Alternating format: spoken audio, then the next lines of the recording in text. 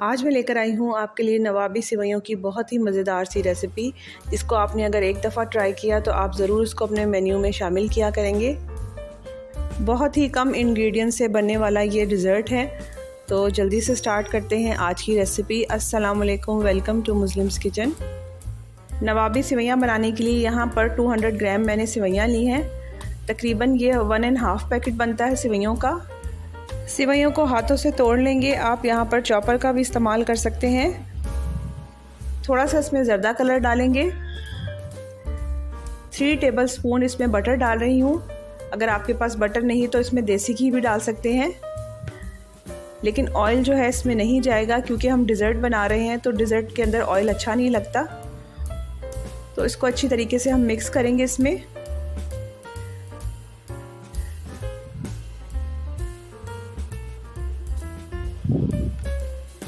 जब इसमें butter mix हो जाएगा तो मैं 4 टेबलस्पून यहाँ पर चीनी डालूँगी। यहाँ आपने चीनी का पाउडर डालना है, उसको ग्राइंड करके। डायरेक्ट चीनी नहीं डालनी क्योंकि यहाँ पर मैंने डायरेक्ट चीनी डाल दी थी जिसको हल करने में काफ़ी टाइम लगा।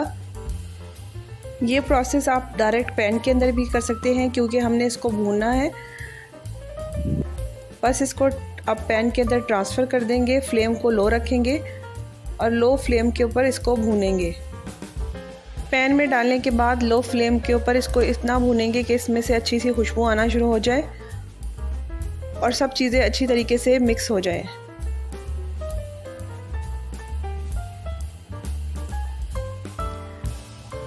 और जब इसका कलर भी अच्छा सा आ जाएगा तो हम फ्लेम को ऑफ कर देंगे। यहाँ पर सेवइयों को एक डिश के अंदर निकाल लेंगे। थोड़ी सी सेवइयाँ जो है वो बचा लेंगे।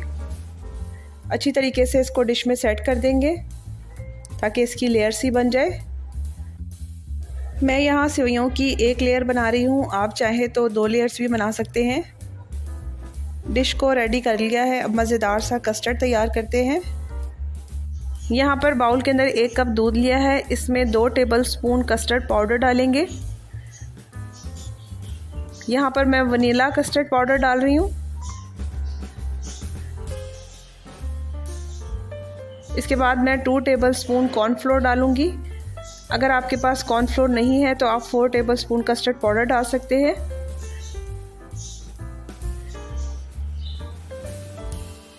कॉर्नफ्लोर से कस्टर्ड जो है वो बहुत ज़्यादा स्मूथ बनता है और थिक बनता है, इसलिए यहाँ पर मैं कॉर्नफ्लोर डाल रही हूँ। 4 टेबलस्पून ग्राइंड की हुई चीनी डाल रही हूँ। आप यहाँ पर डायरेक्ट चीनी भी डाल सकते हैं। इसको भी मिक्स कर लेंगे। इसके बाद इसमें 4 टेबलस्पून मिल्क पाउडर डालूँगी।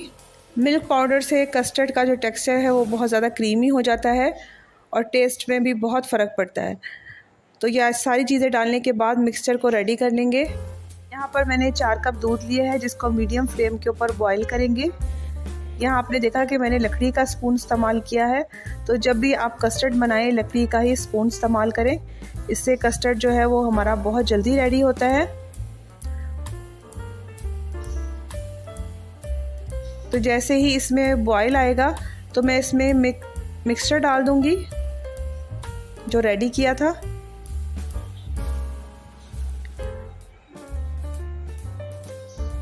आहिस्ता आहिस्ता करके सारा मिक्सचर ऐड करते जाएंगे और साथ साथ चम्मच भी चलाते जाएंगे और कस्टर्ड को गाढ़ा होने तक पकाएंगे। आप यहाँ पर चीनी भी चेक कर लीजिए, अगर आपको चीनी कम लगे तो थोड़ी सी और चीनी भी ऐड कर सकते हैं। यहाँ पर मैं शुक्रिया अदा करना चाहूँगी उन सब लोगों का जो लोग मेरी वीडियो को पसंद करते हैं और आप लोगों के बहुत अच्छे मुझे कमेंट्स मिलते हैं। Thank you so much. यहाँ पर वो सब यूट्यूबर्स जो नए हैं जिनका कुकिंग का चैनल है, मैंने एक ग्रुप बनाया है फेसबुक पे मुस्लिम्स किचन के नाम से, ज्वाइन कर सकते हैं। ग्रुप ज्वाइन करने से आपको ये फ़ायदा होगा कि आपकी रीच बढ़ेगी और आपको ऑडियंस मिलेगी।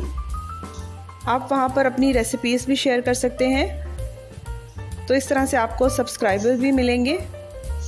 तो मेरे ख्याल से इसी तरीके से हम एक दूसरे को सपोर्ट करके कामयाब हो सकते हैं। तो बस यहाँ पर कस्टर्ड भी अब रेडी हो चुका है। अब जो सेवइयाँ हमने तैयार की थी इसके ऊपर डाल देंगे। इसी तरीके से गरम गरम ही डालेंगे। मैं यहाँ पर पूरा ही कस्टर्ड डाल दूँगी, आप यहाँ पर लेयर्स भी बना सकते हैं। इसके बाद इसको तकरीबन 5 से 10 मिनट के लिए सेट होने के लिए रख देंगे, बाद में इसकी डेकोरेशन करेंगे। कस्टर्ड यहाँ पर ठंडा हो चुका है, अब मैं इसके ऊपर सेवइयाँ डाल दूँगी, जिसको मैंने और बारीक कर लिया था मिक्सी में डाल के। डिज़ाइनिंग आप अपनी मर्ज़ी से कुछ भी कर सकते हैं। यहाँ पर मैंने 3 टेबल स्पून कोकोनट पाउडर लिया था, जिसके अंदर पिंक कलर मैंने ऐड कर लिया। इस तरह से बड़ा प्यारा सा हमारा पिंक कलर का कोकोनट रेडी हो गया है। ये मैं सेंटर में डाल दूँगी, ऊपर से थोड़े से मैं पिस्ते डाल दूँगी। आप किसी तरीके से भी इसको डेकोरेट कर सकते हैं। अब इसे कवर करके 2 घंटे के लिए फ्रिज के अंदर रख देंगे। इस तरह से बहुत ही मज़ेदार और बहुत ही लजीज नवाबी सेवइयाँ रेडी हो गई हैं। इसको बनाने के लिए किसी ओकेजन की ज़रूरत नहीं, आप वैसे भी बना के इसको एंजॉय करें। Thank you for watching.